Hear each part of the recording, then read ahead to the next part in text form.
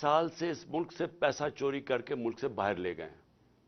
इनकी अरबों डॉलर की जायदादें और प्रॉपर्टीज बाहर पड़ी हुई हैं। अरबों रुपए नहीं, अरबों डॉलर्स की इनकी प्रॉपर्टीज बाहर पड़ी हैं। 30 साल से पैसा चोरी कर रहे हैं।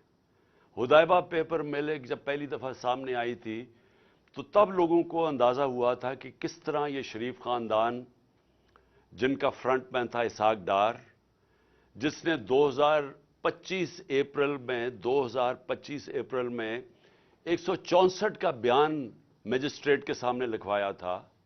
और 164 का बयान वो होता है जब मजिस्ट्रेट पूछता है कि आपके ऊपर कोई दबाव तो नहीं है।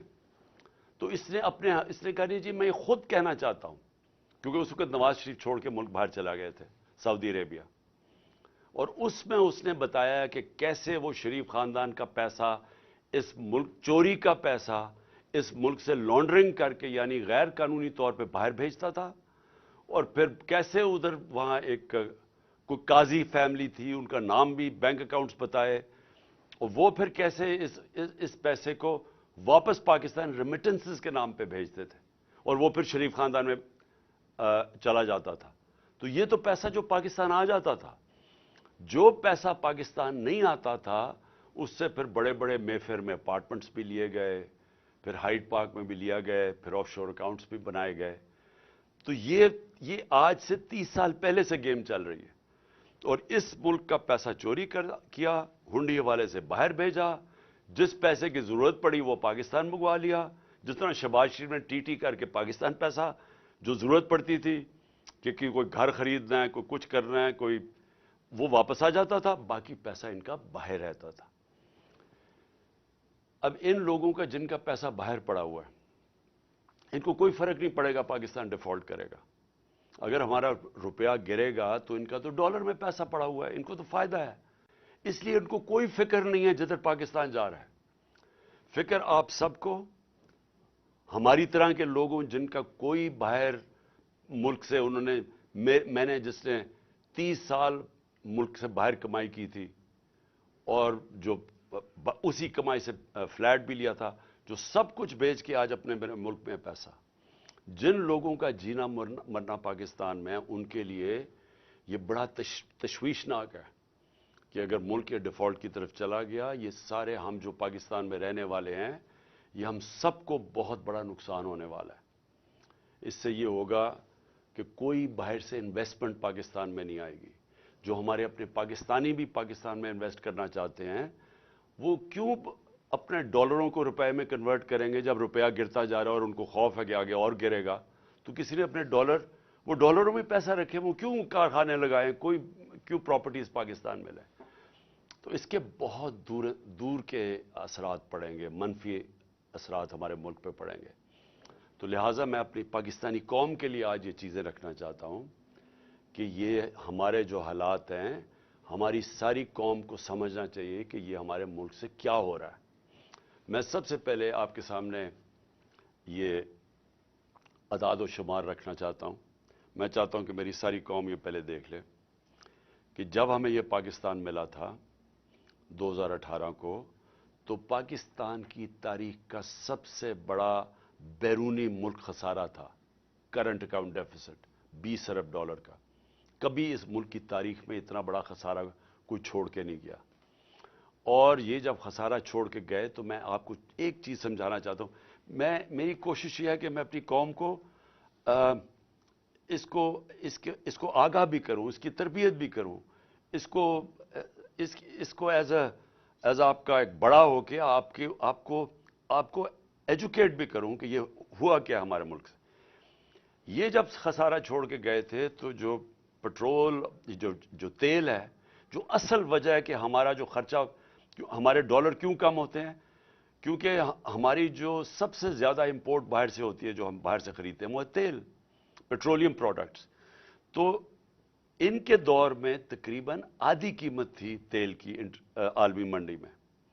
जब हमारी बारी आई तो ये समझ जाएं कि ये तेल की कीमत, ये जो कोरोना से कि जब कोरोना की वजह से सप्लाई शॉर्टेजेस हुए हैं, तो हमारे दौर में आखिरी वक्त पे 103 डॉलर से तेल गया 115-20 डॉलर तक भी पहुंचा। तो जब तेल बढ़ता है तो फिर हमारी इंपोर्ट्स बढ़ जाती हैं, امپورٹس بڑھتی ہیں ڈالرز ہمارے زیادہ خرچ ہوتے ہیں, ڈالر کم ہو جاتے ہیں. ڈالر جب کم ہوتے ہیں تو روپے کے اوپر پریشر پڑتا ہے اور ہمارے ریزرو پہ پریشر پڑتا ہے. تو اب یہ سمجھیں کہ یہ جو پاکستان چھوڑ کے گئے تھے اور ہم جو پاکستان چھوڑ کے گئے تھے, یہ جو ہمیں انہوں نے رجیم چینج پہ کیا تھا, تو اس وقت پاکستان کی 2022 میں 2021 میں پاکستان کے جو جی ڈی پی دولت میں اضافہ ہو رہا تھا وہ 5.7% تھا, اور جو ہمارا 2022 تھا چوتھا سال تھا اس میں 6% تھا. 5.7 اور 6% پاکستان کی تاریخ میں یہ صرف اور صرف اگر اس طرح کی پاکستان کی جی ڈی پی گروتھ ہوئی یا دولت میں اضافہ ہوا, یہ مارشل لاز میں ہوا تھا, ایوب خان کے زمانے میں یا جنرل ضیاء کے زمانے میں اور جنرل مشرف کے زمانے میں. یہ کیوں ہوا تھا ان کے دور میں؟ کیونکہ ہم ان کے ساتھ ان کی 2 دفعہ جنگوں میں شرکت کر رہے تھے, افغان وار میں اور وار آن ٹیرر میں, اور اس سے پہلے ہم سیٹو اور سینٹو کے امریکہ کے ساتھ ملے ہوئے تھے پیکٹ میں کولڈ وار کے دوران جب ایوب خان کا دور تھا. صرف ان دوروں کے اندر ہماری گروتھ ریٹ اس سطح پہ پہنچی تھی کیونکہ امریکہ سے ڈالرز مل رہے تھے پاکستان کو. یہ واحد گورنمنٹ ہے جو امریکہ کے ڈالرز نہ ملنے کے باوجود اس نے 5.7 اپنے تیسرے اور 6.8 پہ ہماری اکانومی گرو کی. اور یہ یاد رکھیں کہ اس میں 2 سال کرونا آیا تھا جو ایک ایسی وبا تھی جس نے دنیا کی اکانومیز کو تباہ کر دیا تھا. ہندوستان کے حالات دیکھیں, ان کی منفی میں چلی گئی تھی گروتھ ریٹ. ایران کا دیکھیں جو ہمارے نیبرز کی بات کر رہا ہوں دنیا میں, اور ابھی تک اس کے اثرات ہیں وہ کرونا کے.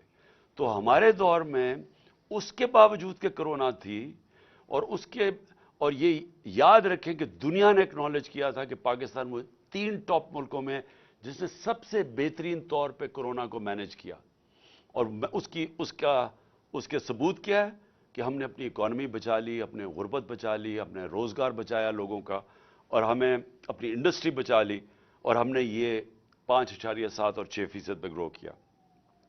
ہماری ریکارڈ ریمیٹنسز تھی, بیرون ملک پاکستانی کو سب سے زیادہ ہمارے پہ اعتماد تھا. 31 ارب ڈالر کی انہوں نے ریمیٹنسز بھیجی جو ریکارڈ تھا. نون لیگ کی دور میں 19.6% ریمیٹنسز تھی, ہم نے ادھر سے لے کے گئے 3.5 سال میں 32 ارب ڈالر پہ. ہمارا جو ڈیفیسٹ چھوڑ کے گئے ہم, اس کے باوجود کہ تیل کی قیمتیں ریکارڈ کی پرائس پہ تھی, ساری چیزیں مہنگی ہو گئی کرونا کی وجہ سے, سپلائی شارٹیجز کی وجہ سے, اس کے باوجود ہم جو جی ڈی پی چھوڑ کے گئے تھے کرنٹ اکاؤنٹ بیرونی ڈیفیسٹ وہ 4% تھا. نون لیگ چھوڑ کے گئی تھی 5.8% جب تاریخی سب سے کم تیل کی قیمتیں تھیں. ہماری گندم 27.5 ملین ٹن ہماری گندم تھی جو کہ ریکارڈ تھا پاکستان کی تاریخ میں. ہماری جو چاول تھا وہ 9.3 ملین ٹن تھا جو ریکارڈ تھا. ہمارا جو مکئی تھی وہ 9.6 ملین ٹن تھی, وہ ریکارڈ تھی. اور ہماری آخری سال میں جو گنا تھا وہ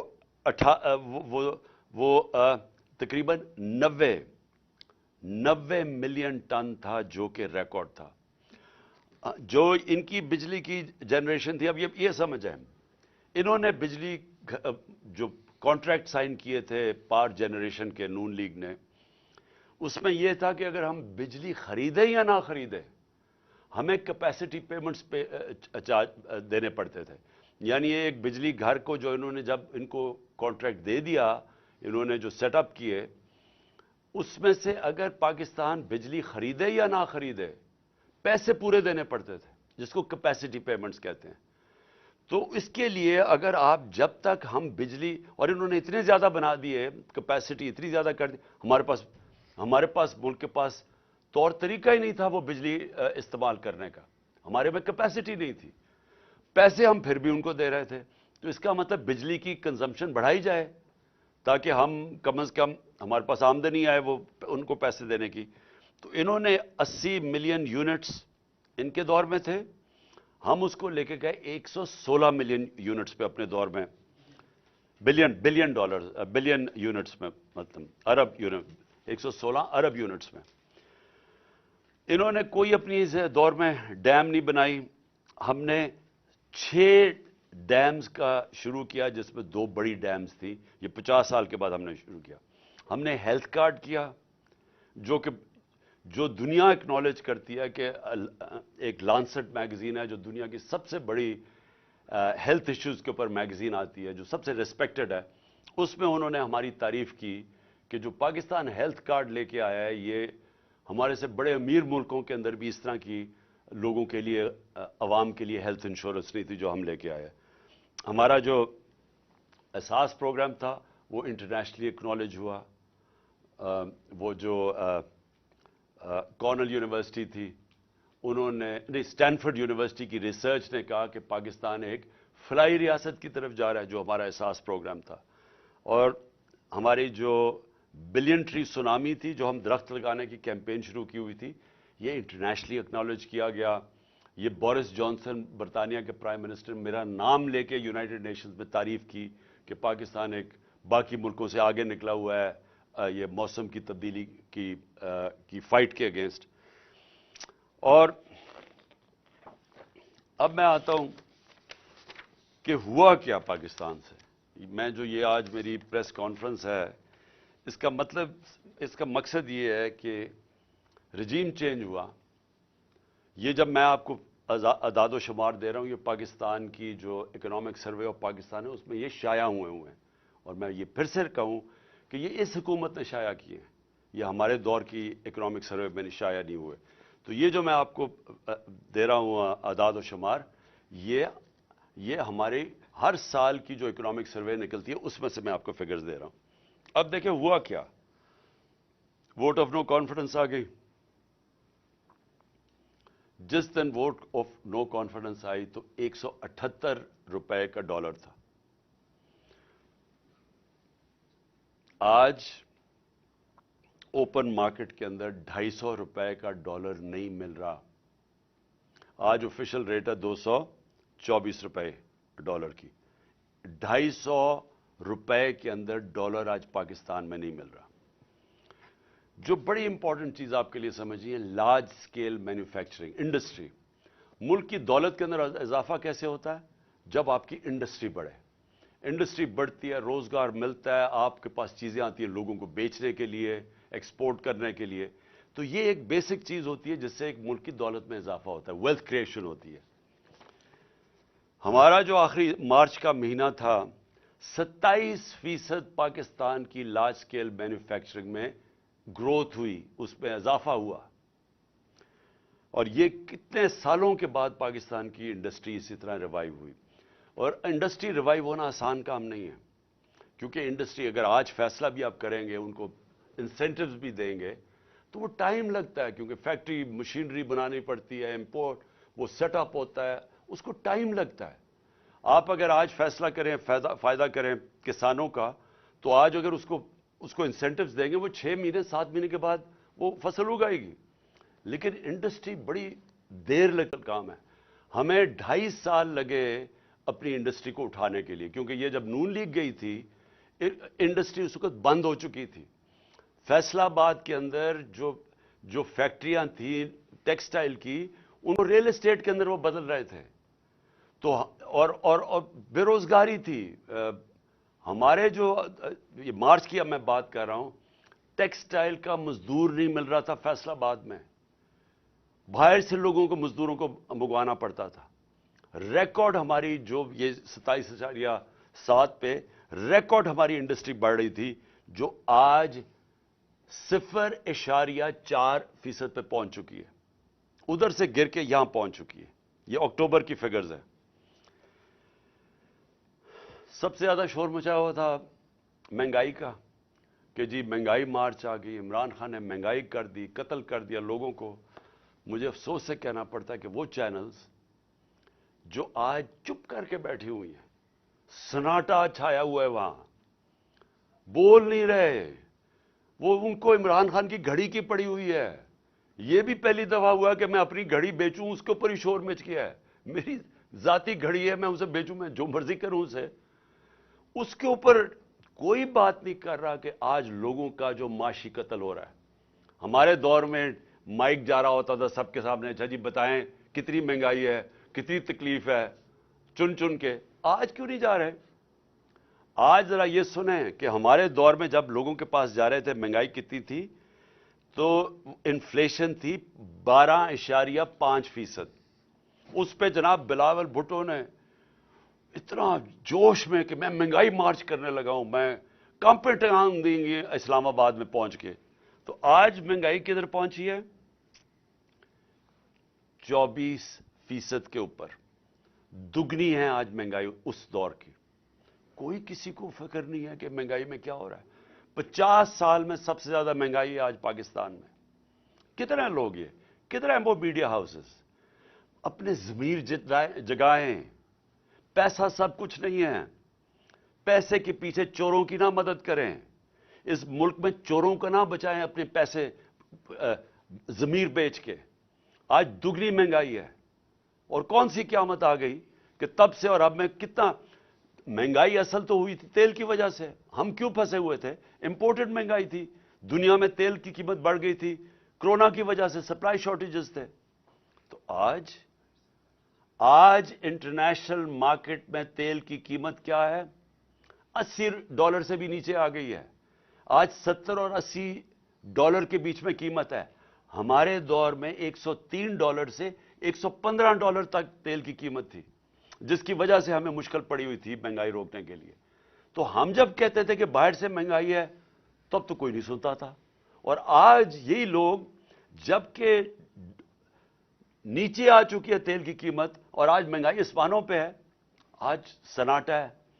آج ہمارے دور میں جو پٹرول اور ڈیزل تھا وہ $150 لیٹر پہ تھا.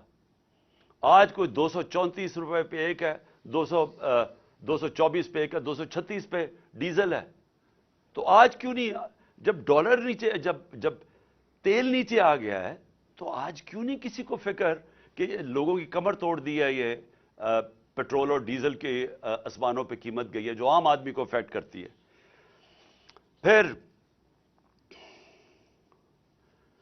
جو اب میں خطرناک چیزیں آپ کو بتانے لگا ہوں کہ دیکھیں ہمارا مسئلہ کیا ملک کا.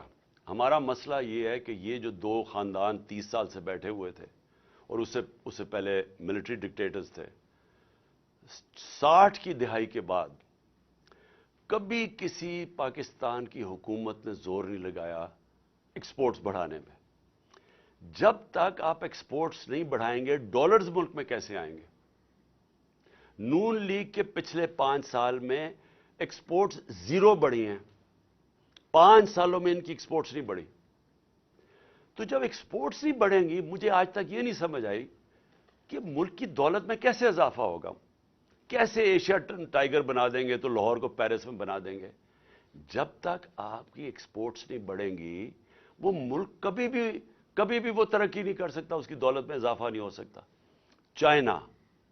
چائنا جو آج ایک اکنامک سپر پاور ہے, انہوں نے اپنی ایکسپورٹس, آج ان کی پتہ نہیں $2,000 ارب کی ایکسپورٹس ہیں.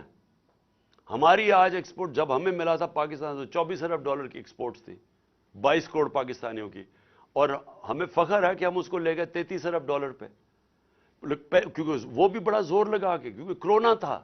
کرونا کی وجہ سے دنیا بند ہوئی تھی, 2 سال تو چائنا بند رہا ہے, تو اس کے باوجود ہم $33 ارب. تو ایکسپورٹس کے اوپر کبھی کسی نے زور لگایا نہیں ہے. تو آج پاکستان کے اندر جو خوفناک بات کیا ہے کہ ہماری ایکسپورٹس گرنی شروع ہو گئی ہے.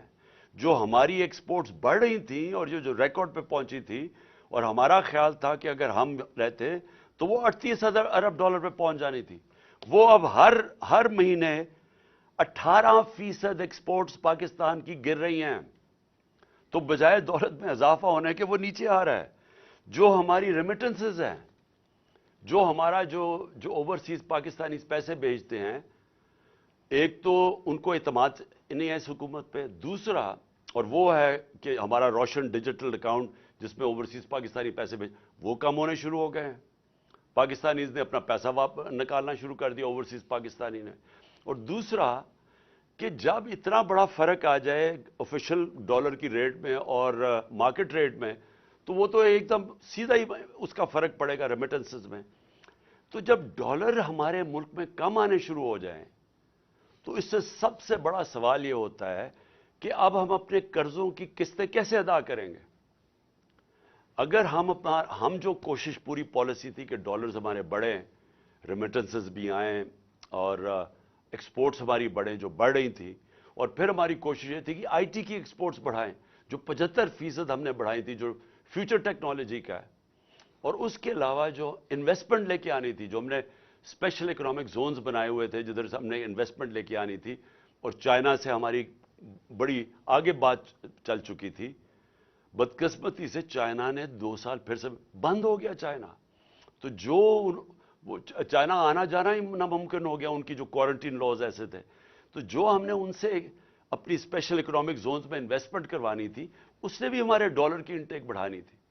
تو اب نہ انویسٹمنٹ آ رہی ہے، ایکسپورٹس ہماری نیچے جا رہی ہیں، ریمیٹنسز ہماری نیچے جا رہی ہیں، ڈالرز ہمارے کم ہو رہے ہیں، قرضے ہمارے بڑھتے جا رہے ہیں. تو قسطیں کس نے ادا کرنی ہے؟ آج جدھر پاکستان کھڑا ہے، ہم یہ کیسے قسطیں ادا کریں گے؟ اور یہ میں پھر سے اسی پہ آ گیا ہوں کہ مجھے آج کیوں خطرہ ہے، کیوں ہماری طرح کے لوگوں کو خطرہ ہے اور فکر پڑی ہوئی ہے، اور کیوں ان کو نہیں فکر. میں سب سے پوچھتا ہوں، اپنی اسٹیبلشمنٹ سے پوچھتا ہوں، اپنے ہر طبقے کے پاکستانی سے پوچھتا ہوں کہ کیا آپ کو فکر نہیں ہے کہ اب پاکستان کدھر جا رہا ہے؟ میں جب الیکشنز کی بات کرتا ہوں، میں الیکشنز کی اپنی ذات کے لیے نہیں بات کر رہا، میں تحریک انصاف کے لیے نہیں بات کر رہا. تحریک انصاف نے تو جب بھی یہ الیکشن کروائیں گے انشاءاللہ، جس طرح کی پبلک سپورٹ ہے آج پی ٹی آئی کی، پاکستان کی تاریخ میں کسی پولیٹیکل پارٹی کی نہیں تھی. چاروں صوبوں میں پارٹی پھیلی ہوئی، باقی تو 2 پارٹیز رہ گئی ہیں، چھوٹی چھوٹی پارٹیز، صوبائی پارٹیز بن گئی ہیں. تو انہوں نے تو جب بھی الیکشنز ہو ہم نے جیتنا ہے. تو ہمیں یہ نہیں فکر کہ اگر الیکشن ٹائم پہ ہوں گے تو ہمیں کوئی فرق پڑ جائے گا. مجھے خوف آ رہا ہے کہ جتنی دیر اب یہ گورنمنٹ چلے گی، اس ملک کا جو معاشی بحران ہے وہ بڑھتا جائے گا. اور وہ کیوں بڑھے گا؟ کیونکہ جب تک ملک میں پولیٹیکل سٹیبلٹی نہیں آتی، سیاسی طور پہ ملک میں استحکام نہیں آتا، تو معاشی طور پہ تو استحکام آ ہی نہیں سکتا. ساری دنیا کی کامن سینس ہے کہ معیشت تب ترقی کرتی ہے جب سرٹنٹی ہوتی ہے، جب استحکام ہوتا ہے. میں اگر آج بزنس مین ہوں، میں آج ایک انویسٹر ہوں، میں تو تب پیسہ لگاؤں گا جب مجھے پتا چلے گا کہ یہ 4-5 سال کی حکومت چل رہی ہے، اور میرا آج اگر پیسہ لگاؤں گا تو 2-3 سال کے بعد جب مجھے اس کا نفع آنا شروع ہوگا. مجھے جب یہی نہیں پتا کہ 6 مہینے میں کیا ہوگا اور اگلے 8 مہینے میں کیا ہوگا، کون پیسہ لگانے لگا ہے؟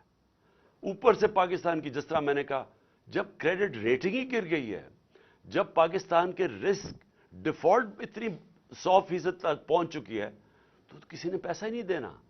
نہ کسی کمرشل بینک نے پیسہ دینا ہے، نہ کسی انویسٹر نے آنا ہے. تو یہ تو ان کے پاس تو اب کوئی روڈ میپ ہی نہیں ہے. ان کی تو صرف اب ایک کوشش ہو رہی ہے، اور کوشش ان کی اب آج کیا ہے؟ کوشش بڑی سیدھی ہے. کوشش ہے کہ نہ میچ اب یہ کھیل نہیں سکتے.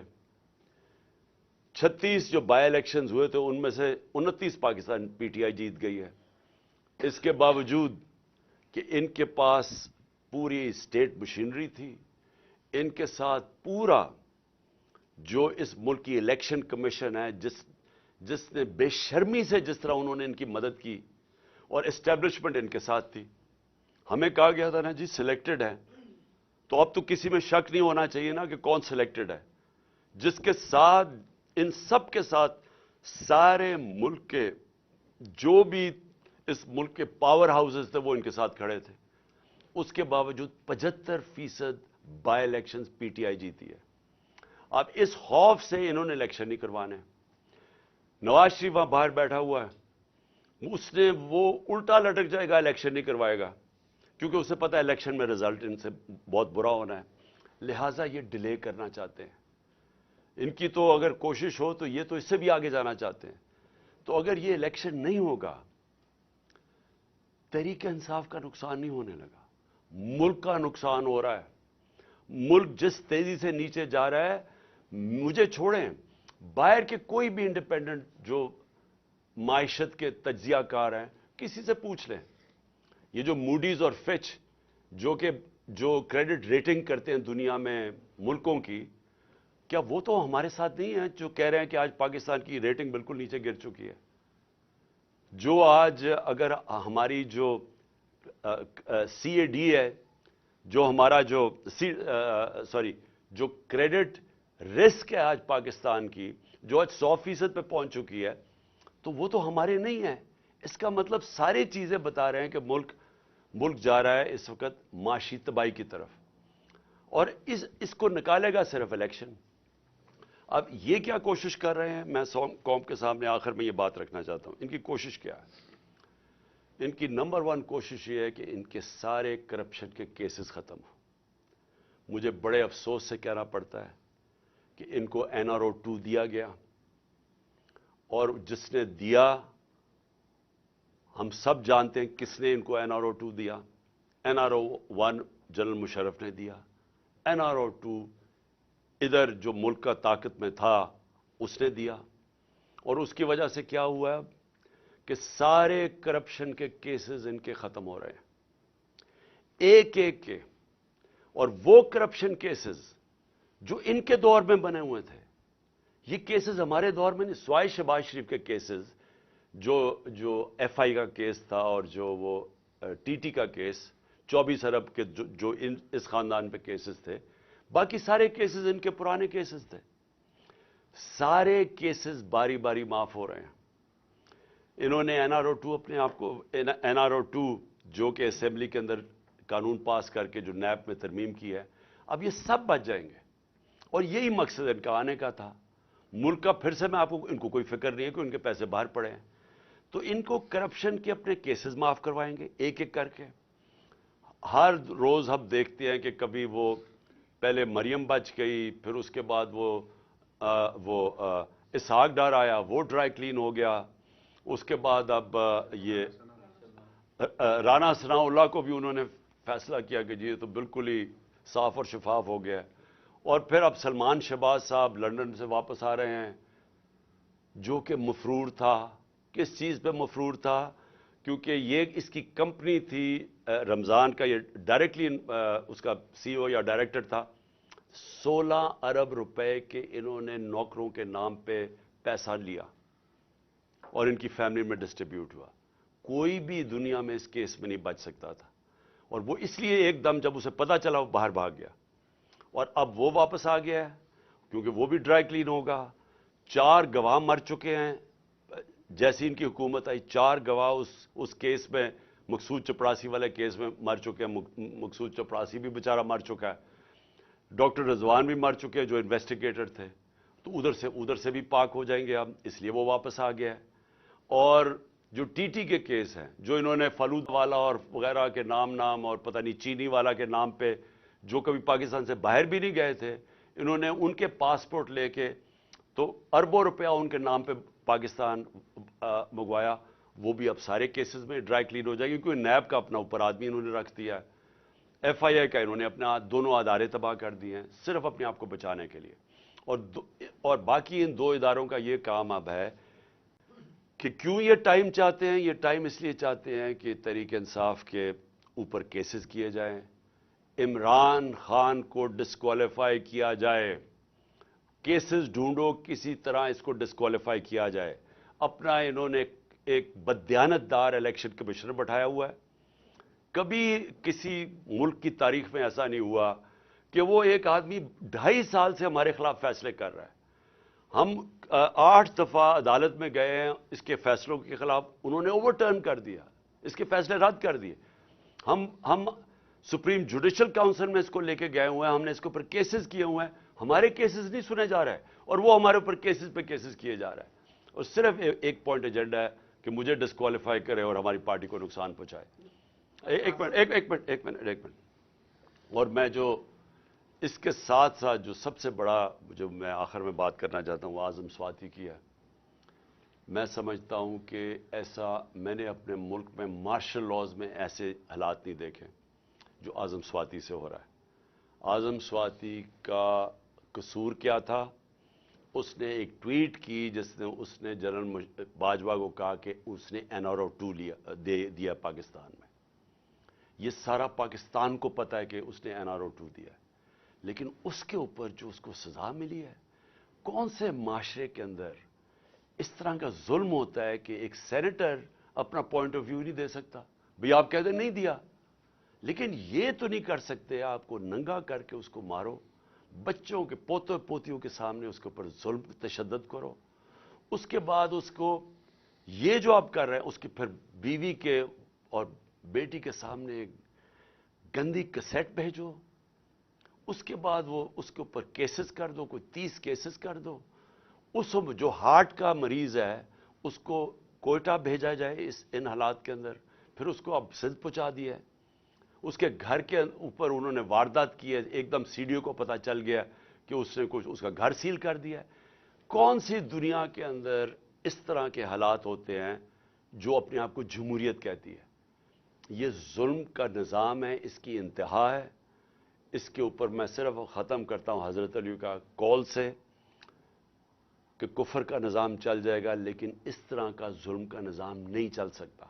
یہ بتائیے ایک ایک کر کے ایک ایک کر کے آپ نے اسمبلیاں تحلیل کرنے کی بات کی، ایک ایک کر کے ایک ایک کر کے خان صاحب یہ رہنمائی فرمائیں کہ PDM جو ہے وہ آپ کی اسمبلیاں تحلیل کرنے کی جو اعلان ہے اس کو سنجیدہ نہیں لے رہی، نہ تو مذاکرات کی میز پر بیٹھنے کے لیے تیار ہے اور نہ ہی وفاقی اور دوسری صوبائی اسمبلیاں تحلیل کرنے کی طرف آ رہی ہے۔ تو ایسے میں کیا آپ اپنی ہی اسمبلیاں تحلیل کر کے الیکشن میں چلے جائیں گے، یا جو آپ نے ان کو ایک وقت دیا تھا کہ یہ بیٹھ کر مذاکرات کی میز پر آئیں وہ تو سنجیدہ نہیں لے رہے؟ دیکھیں اسی کے ساتھ ایڈ کر دوں۔ آپ نے یہ بات کی ہے کہ کافی الیکشن تاخیر سے کروانا چاہ رہے ہیں اور یہ بالکل نظر بھی آ رہا ہے کہ وہ بھی لیٹ کرنا چاہ رہے ہیں۔ خان صاحب اس پہ آپ کی پارٹی کا کیا موقف ہوگا؟ کیا آپ کوئی اگریسو موڈ کے اندر آگے آئیں گے احتجاج میں، یا جیسے ابھی آج کل ہلکا پھلکا ہلکے مختلف کانسٹیچوئنسیز کے اندر احتجاج کر رہے ہیں، یہ جاری رکھیں یا کوئی بڑی کال دینے جا رہے ہیں آپ آگے؟ دیکھیں، سب سے پہلے تو مجھے کبھی کوئی شک نہیں تھا کہ نواز شریف یا زرداری کبھی بھی الیکشنز کی طرف نہیں جائیں گے۔ اور کیوں مجھے شک نہیں تھا؟ کہ دونوں اس ملک کے بڑے مجرم ہیں، یہ کرپٹ لوگ ہیں، ان کو ڈر لگا ہوا ہے کہ اگر یہ الیکشنز میں ہار گئے تو ان کو ڈر یہ لگا ہوا ہے کہ اتنی محنت سے جو انہوں نے 7 مہینے میں اپنے کیسز ختم کیے ہیں یہ پھر نہ ریوائیو ہو جائیں۔ ان کا انٹرسٹ پاکستان کا انٹرسٹ ان کا انٹرسٹ نہیں ہے، ان کا انٹرسٹ ہے کہ پہلے کیسے چوری کرو اور پھر چوری کو بچاؤ کیسے۔ تو مجھے کبھی کوئی شک نہیں تھا کہ انہوں نے الیکشن نہیں ماننا۔ میری کوشش یہ ہے کہ اس ملک کے جو ادارے ہیں وہ اس وقت ملک کا سوچیں۔ یہ میں عمران خان اپنا نہیں سوچ رہا، مجھے اپنے ملک کا خوف آیا ہوا ہے، اور اگر یہ ملک خدا نہ خواستہ جس طرف تیزی سے جا رہا ہے، جو دنیا کہہ رہی ہے آپ کے ڈیفالٹ کی طرف جا رہا ہے، اگر یہ ادھر چلا گیا، اگر کسی نے مثلا یہ ہوپ کر رہے ہیں کہ IMF یا چائنا بیل آؤٹ کر دے گی، اگر انہوں نے نہ کیا تو یہ ملک کی جو حالات ہوں گے یہ سارا ملک افیکٹ ہوگا۔ ہر وہ آدمی جس کا جینا مرنا پاکستان میں وہ افیکٹ ہوگا، سوائے وہ جنہوں نے ڈالرز میں اپنے پیسے باہر رکھے ہوئے ہیں۔ لہٰذا میں نے جب یہ فیصلہ کیا تھا مجھے پتا تھا انہوں نے نہیں الیکشن کروانے، اس لیے ہمارا پلان پورا وہی ہے۔ جب میری تیاری ہوگی، میں نے آپ کو کہا دسمبر میں انشاءاللہ ہو جائے گی، میں اپنے وہی جو میں نے اناؤنس کیا اسی پہ میں چلوں گا، میں یہ اسمبلی سے نکل جاؤں گا۔ صاحب یہ بتائیے کہ اعظم سواتی کے خلاف اسلام آباد میں مقدمہ درج ہوتا ہے، بلوچستان میں ہوتا ہے، پھر ان کو اٹھا کر سندھ میں لے گئے ہیں۔ شہباز گل کے خلاف مقدمہ درج ہوئے، اس بار تو ان کے خلاف لاہور کے اندر مقدمہ درج کیا گیا جہاں پر PTI اور کافری کی مشترکہ حکومت ہے۔ ان کے خلاف جو مقدمہ درج اگر کیا، چودھری پرویز لائی اس میں انوالو ہیں یا کوئی اور طاقت انوالو ہے؟ کون اس میں یہ مقدمات درج کر رہا ہے؟ دیکھیں، میں اس میں چیک کروں گا کہ یہ جو شہباز گل کے اوپر مقدمہ ہوا اس کے پیچھے کون ہے۔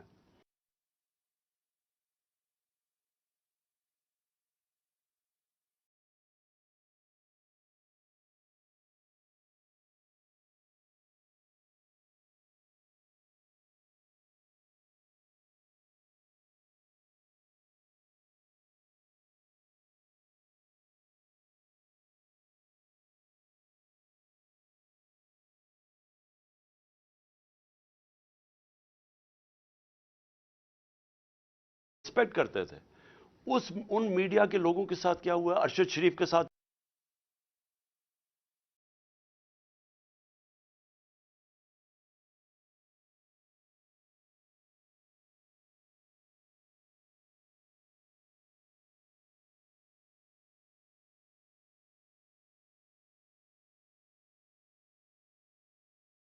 की थी उन्होंने। और जब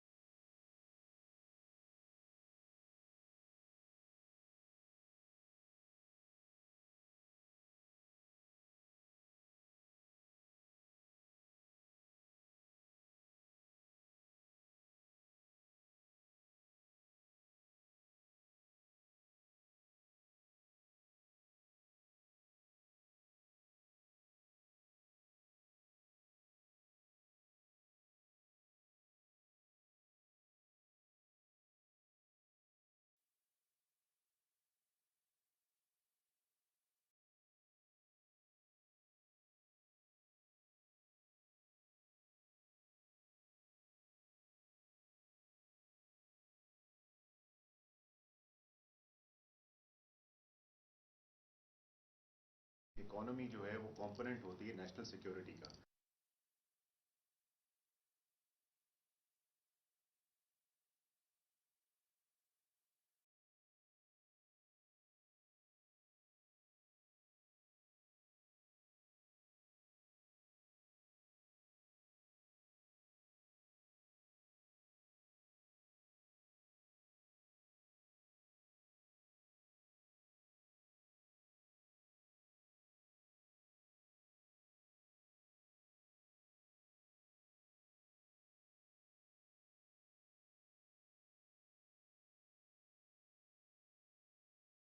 लेकिन अगर सिर्फ मिलिट्री सिक्योरिटी बचाती तो सोवियत यूनियन को बचा लेना चाहिए था, लेकिन क्योंकि उनकी इकोनॉमी कोलैप्स की, उनकी मुल्क ही टूट गया। तो ये उन्हें अपने नेशनल सिक्योरिटी काउंसिल में बड़ा मिसाल दी हुई है इसकी।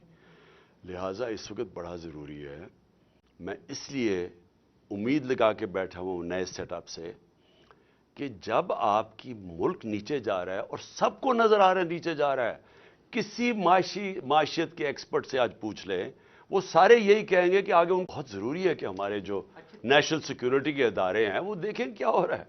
अच्छा खान साहब, ये बताएं कि इलेक्शन कमीशन में आपके खिलाफ मुख्तलिफ केसेस चल रहे हैं, अगर किसी केस में आपको नाअहल किया जाता है जिसका आप खुद भी, दूसरा आपकी जो इत्तेहादी जमात है पंजाब में खसूसन, वो असम्बलियाँ तोड़ने के मामले पर कुछ तज़ब्ज़ुब का शिकार दिखाई देती है, तो किस तरह तोड़ पाएंगे? देखिए, हमारे साथ पूरी तरह, मैं आपको वाज़ेह कर दूं, हाँ मौक़िफ़ मुख्तलिफ होता है, उनका अपना मौक़िफ़ है कि वो समझते हैं शायद आगे जाना चाहिए, यानी थोड़ी और देर चलना चाहिए उनको, और वो सिर्फ इसलिए कह रहे हैं कि अगर नून लीग यानी अगर केयर टेकर आ गई और केयर टेकर डिसाइड किया, इलेक्शन कमीशन है, इलेक्शन कमीशन तो इनका आदमी है, उसने बैठा के इनके लोग बैठा के ऊपर आईजी अपना रख के, तो उन्होंने हमारे पर फिर जुल्म करना शुरू कर देना है।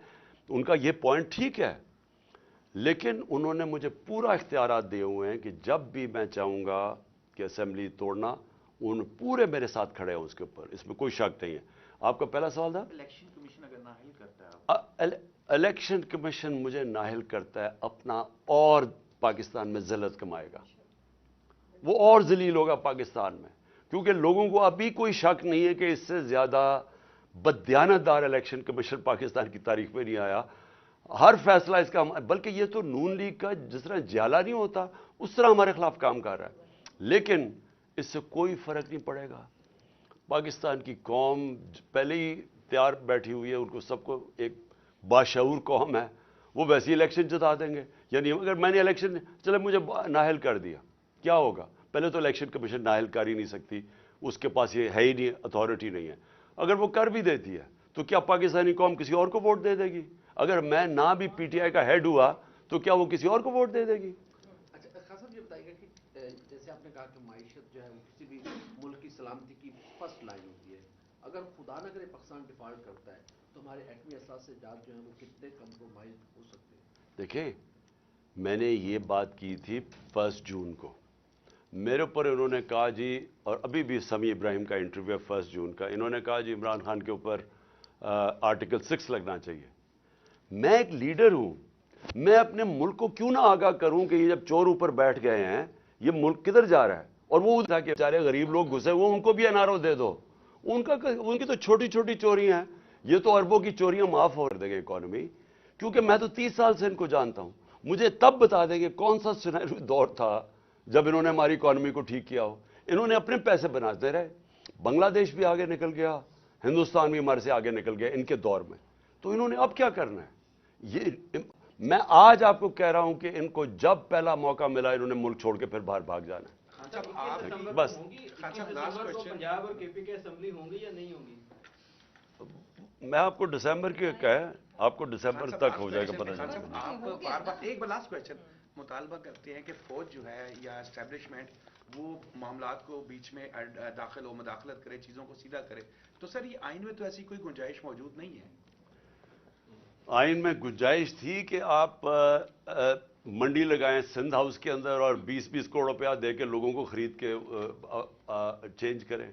क्या आइन में इसकी गुंजाइश थी कि खुले आम आप चोरी के पैसे से चोरों को खरीद रहे हैं, अपने लोगों को खरीद रहे हैं और लोटा बना रहे हैं?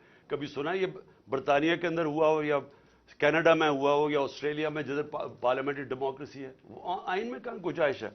ये तो आइन के अंदर क्या गुंजाइश है एनआरओ 2 की? मुझे बताएं, पब्लिक का पैसा चोरी हुआ है, पैसा गवर्नमेंट अवाम का पैसा चोरी हुआ है, एनआरओ उनको कैसे मिल गया? कहीं दुनिया के अंदर आपने सुना है कोई दुनिया का एक मुल्क है जिसके अंदर चोरों को एनआरओ मिल जाए? मुझे एक बताएं, बरतानिया में बताएं कभी किसी को एनआरओ मिला है? कभी ऑस्ट्रेलिया में मिला है? किसी महजब माशरे में मिला है? तो आइन तो इनको तब सूट करता है कि जब आप इनको फायदा हो तो आइन को याद आ जाता है, बाकी तो आइन की इन्होंने हमेशा धज्जियां उड़ाई है। Thank you ji.